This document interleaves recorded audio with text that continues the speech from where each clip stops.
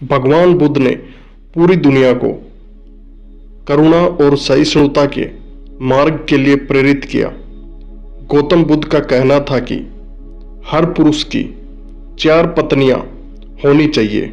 इसके पीछे गौतम बुद्ध ने एक दिलचस्प कहानी सुनाई है। गौतम बुद्ध ने बताया, एक आदमी की 4 पत्नियां थी। प्राचीन भारत की सामाजिक व्यवस्था ऐसी थी जहां एक पुरुष कई पत्नियां रख सकता था। समय बीतने पर वो व्यक्ति बीमार पड़ गया और उसे अपनी मौत करीब दिखने लगी। जीवन के अंत में वो बहुत अकेलापन महसूस करने लगा। उसने अपनी पहली पत्नी को बुलाया और उसे अपने साथ दूसरी दुनिया में चलने के लिए कहा। व्यक्ति ने कहा, मेरी प्यारी पत्नी, मैंने तुम्हें दिन रात प्यार किया, जीवन भर तुम्हारा ख्याल रखा। अब मैं मरने वाला हूं, क्या तुम मेरे साथ वहां चलोगी जहां मैं अपनी मृत्यु के बाद जाऊं? उसे उम्मीद थी कि उसकी पहली पत्नी का जवाब हाँ ही होगा, लेकिन उसने जवाब दिया, मेरे प्यारे पति, मुझे पता है कि आप हमेशा मुझसे प्यार करते थे और अब आपका अंत करीब है। ऐसे में अब आपसे अलग होने का समय आ गया है। अलविदा मेरे प्रिय। इसके बाद बीमार पुरुष ने अपनी दूसरी पत्नी को बिस्तर के पास बुलाया और मौत के बाद के सफर पर साथ चलने की विनती की। उसने कहा, मेरी प्यारी दूसरी पत्नी, तुम जानती हो कि मैंने तुम्हें कितना प्यार किया है। कभी कभी मुझे डर लगता था कि तुम मुझे छोड़ दोगी, लेकिन मैंने तुम्हें दृढ़ता से थामे रखा। मेरी प्रिय, मेरे साथ दूसरे सफर पर चलो। दूसरी पत्नी ने जवाब दिया, प्रिय पति, आपकी पहली पत्नी ने आपकी मृत्यु के बाद आपका साथ देने से इनकार कर दिया, तो फिर मैं भला आपके साथ कैसे जा सकती हूँ? आपने मुझे केवल अपने स्वार्थ के लिए प्यार किया है। मृत्यु शैया पर लेटे हुए पुरुष ने अपनी तीसरी पत्नी को बुलाया और उसे भी अपने साथ चलने को कहा।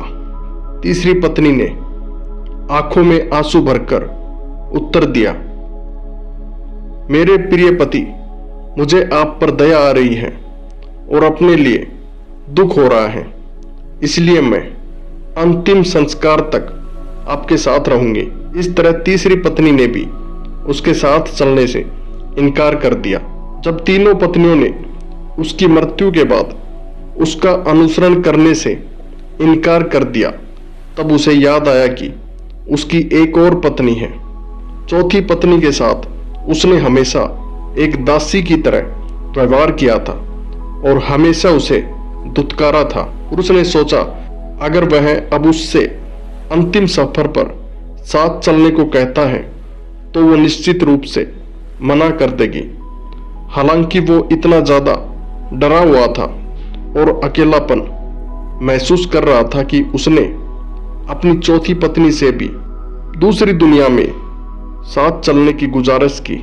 चौथी पत्नी ने अपने पति के अनुरोध को तुरंत स्वीकार कर लिया। पति के अनुरोध करने पर चौथी पत्नी ने कहा, मेरे प्यारे पति, मैं तुम्हारे साथ जाऊंगी। कुछ भी हो, मैं हमेशा आपके साथ रहने के लिए दृढ़ संकल्पित हूं। मैं आपसे कभी अलग नहीं हो सकती।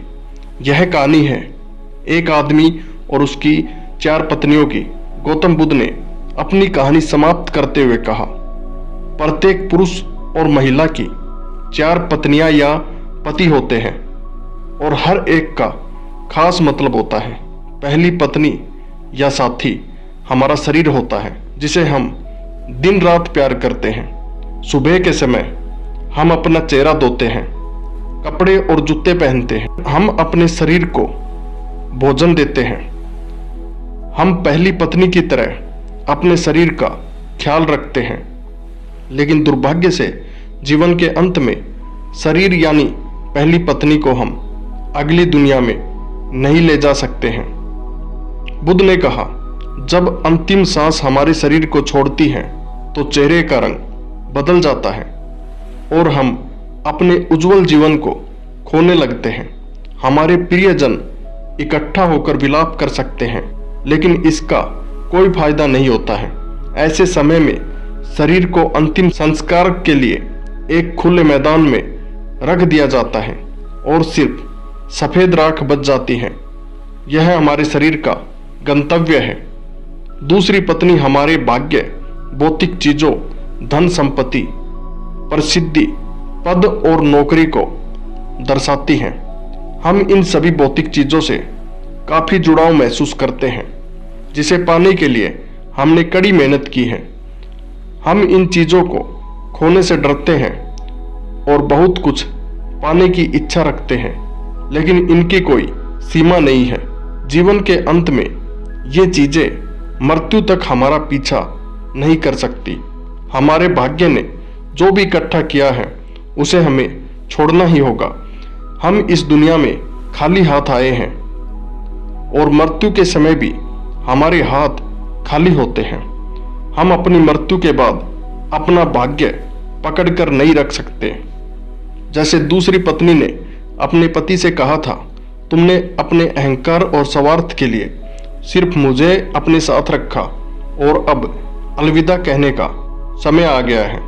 बुद्ध कहते हैं कि तीसरी पत्नी का अर्थ यहाँ हमारे नाते रिश्तेदारों से है। यह हमारे माता पिता, बहन और भाई, सभी रिश्तेदारों, दोस्तों और समाज की तरह है। वो आंखों में आंसू लिए हमारे साथ शमशान घाट तक ही आ सकते हैं। वो हमारे लिए दुखी और उदास रहते हैं। इसलिए हम अपने शरीर, भाग्य और समाज पर निर्भर नहीं रह सकते।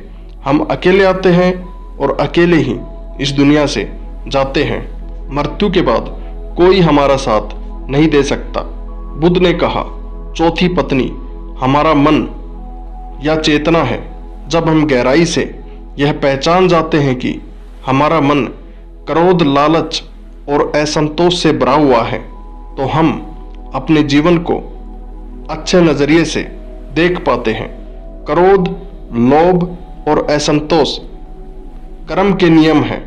हम अपने कर्म से कभी पीछा नहीं छुड़ा सकते हैं।